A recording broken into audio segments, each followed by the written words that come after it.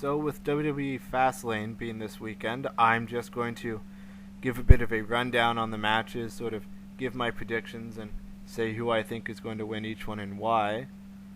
So with that, I'm just going to start with the pre-show of Kalisto versus Alberto Del Rio in a 2 out of 3 falls match. I think Kalisto's probably going to win this.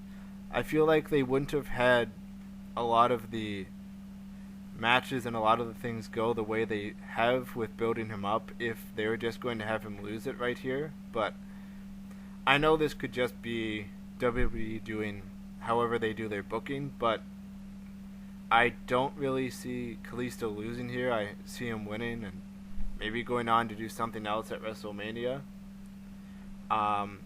First match on the actual pay-per-view is looking. This is just from how it's laid out in front of me right now. It's looking like it's going to be AJ Styles versus Chris Jericho. I feel like AJ's probably going to win this with the way they've had a couple of back and forth matches, and with Jericho getting a clean win on SmackDown, I think if AJ loses this, then it probably just makes him look really weak, or at least is weak compared to how he could look.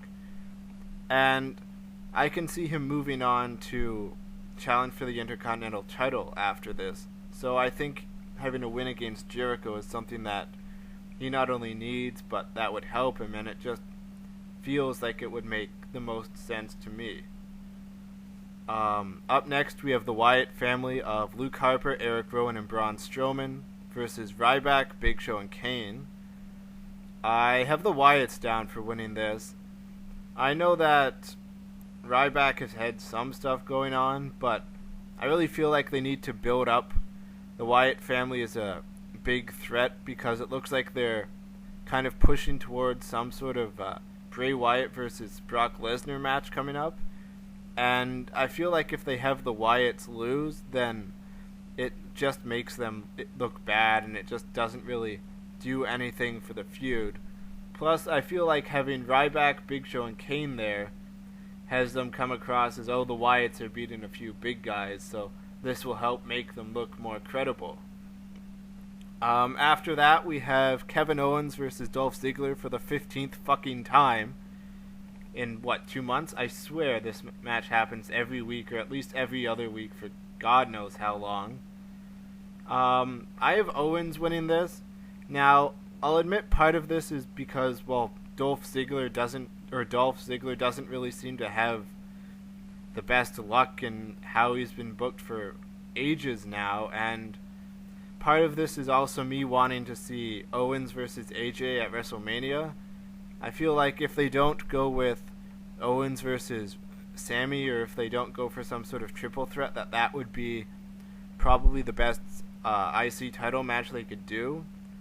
I think having Owens just win the belt recently, it wouldn't really make any sense to take it off of him this soon. So I think that's how that's going to go. We have Becky Lynch and Sasha Banks versus Naomi and Tamina next, which is actually a match I didn't even know about until yesterday. So I didn't know they were building up for this. But I think Sasha and Becky are probably going to win this.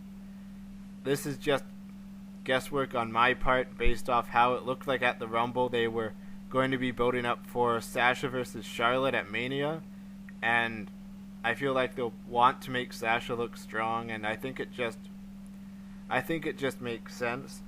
But I know applying sensible booking to a WWE event sometimes is counterproductive and not really what actually winds up happening, but I know to me it just feels like having Becky and Sasha win just makes the most sense.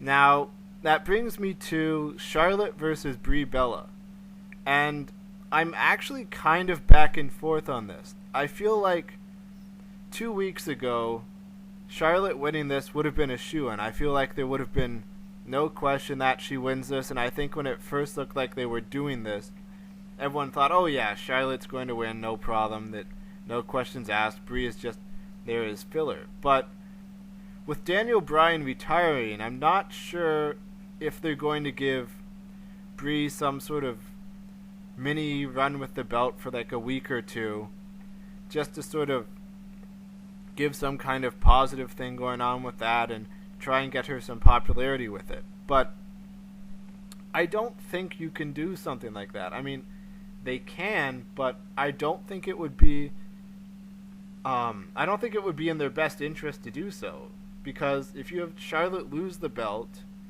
then yes, I guess her match with Sasha could be non-title, but a lot less people would probably care if it wasn't for the title, and I don't know who you would put Brie against at Mania that would make it worth watching for a lot of people. And if you have Charlotte lose the belt for a week and then win it back the week later, that doesn't really do anything for Charlotte. That doesn't make Charlotte look all that much stronger. So I think she has to win here, even though people may or may not like it. And that brings me to the main event of Dean Ambrose versus Roman Reigns versus Brock Lesnar for the number one contendership.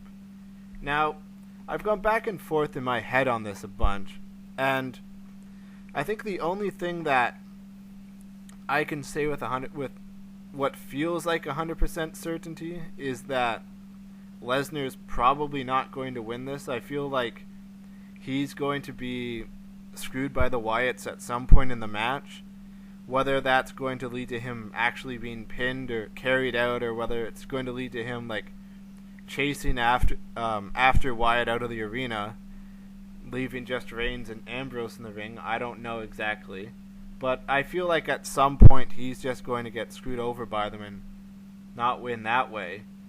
The question I have is, are they going to do what looks like the really obvious thing and just have Reigns win here, so there'll be Roman Reigns versus Triple H for the title at WrestleMania? And if they do that, what would that possibly leave for Ambrose? I don't know what that would leave for him. I don't know what would be left in the cards for him at this point. So I feel like Ambrose winning and facing Triple H, where he'd win the title at WrestleMania, would not only be something that would give the fans what they want, I feel like it would be probably a better match. It would probably be better story-wise, as much as I hate to admit that that Roman versus Triple H does actually make sense story-wise. And I just feel like they could have Roman fight The Undertaker in this case, just if John Cena doesn't come back to fight him in time, because God knows when Cena's going to be able to return, because he can recover from fucking anything in like 2 months. Seriously, the guy broke his neck at one point. It was supposed to be out for 9 months. He comes back 2 months later for the Royal Rumble, and he's fine. This guy's just got fucking some of Wolverine's healing factor. So, I feel like Ambrose winning would be better, but I don't see it as being something that is actually going to happen. I don't want to get my hopes up on it, because I feel like if I do, I'll just be sort of let down by it. And that was what happened at Survivor Series. I was like, okay, they're probably going to have Ambrose turn heel and he'll probably win the title that way. But it didn't happen. No one went heel. The match was maybe like 7 minutes and no one really cared. So if I had, so my actual pick on this is I'm picking Roman Reigns to win this. I feel like they'll have him win. They'll say, this is what we have in mind, this is what we're going to do, nothing's really going to stray us from this. They're going to have Reigns versus Triple H in the main event at WrestleMania. People are probably going to be pissed about it. They might do some sort of wonky double finish thing, maybe, to make it into a triple threat in hopes that that will pacify people, because I honestly don't know what they're going to do with Ambrose at this point. They might do some kind of Intercontinental title ladder match again. They might do some other thing. They might have, I don't even know who would, will Orton be back in time? Will someone be back? Who would Ambrose face if he's not in the main event at WrestleMania? So they'll probably have to sort something out with that last minute. Meanwhile, Reigns is going to go on and he's going to face Triple H and he's probably going to win, and then everyone is going to be all pissed off about it, and WrestleMania is going to end on a low note and everything like that. Now, this is a little bit past that, but I guess if John Cena doesn't come back, they could do The Undertaker versus Dean Ambrose. I don't know how they would work that in, but if Cena's not back in time to face The Undertaker, the only people I can really see facing him would be like maybe Finn Balor, maybe Sting. Beyond that, I don't really know. I don't know. It just seemed to me like if you have Ambrose win, he at least has something to do at WrestleMania, whereas if he doesn't, then there's not a lot. But I'm just going to do a quick recap on what my predictions are. Just take about 30 seconds.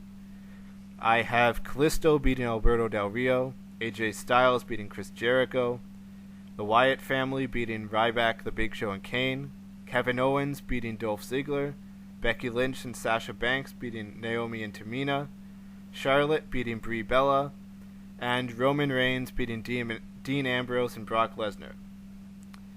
I'll have to see how everything goes after that. I might do a recap of what happened after it. I don't know. It depends on if I feel strongly enough about it afterwards or not. But those have been my predictions, so have a good one.